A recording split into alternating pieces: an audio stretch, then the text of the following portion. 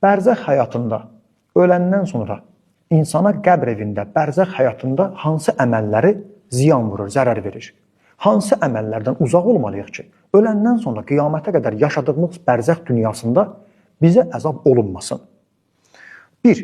Namazı yüngül sanmaq. Hər kəs namaza yüngül yanaşarsa, bərzəxdə, qəbr evində ona əzab olunar. 2. Zəiflərə kömək etməmək, məzlumlara, zəif olanları əlindən tutmamaq. Baxın bizim dilimiz nə qədər dəqiqdir. Buyurur ki, hər kəs bu dünyada bir zəifin, gücsüzün, məzlumun əlindən tutmasa, ondan kömək istəyənə kömək etməsə, bərzəxdə buna görə o əzab olunacaqdır. 3. Qeybət. Qeybət elə bir günahdır ki, qiyamətdən əlavə öləndən sonra qəbirdə, bərzəx həyatında bizi ona görə incidə bilərlər. 4.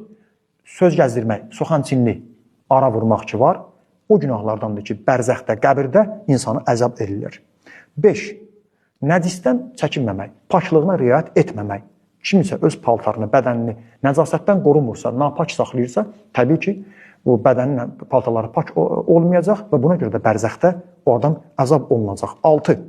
Ailədən kənar çəkinmək, ailənin haqlarını qorumamaq, ailə ilə əxlaqla davranmamaq, onlara kobud davranmaq. Ki, Peyğəmbər sahabəsi, Allah rəhmət eləsin, Səid ibn Məzunanla bağlı hadisə var. Baxmayaraq ki, Peyğəmbər onu dəfn eləyir, Peyğəmbər onun qəbrinə qoymağına kömək eləyir, bütün işlərini Peyğəmbər kimi böyük şəxsiyyət ona cənazə namazı qılır, dəfnində iştirak eləyir, amma anası onu tərifləyəndə behiş sənə nuş olsun dedikdə, behiş sənə halal olsun dedikdə bir anda Peyğəmbər anasına qayıdır ki, tələsmə, indi qəbr onu sıxdı.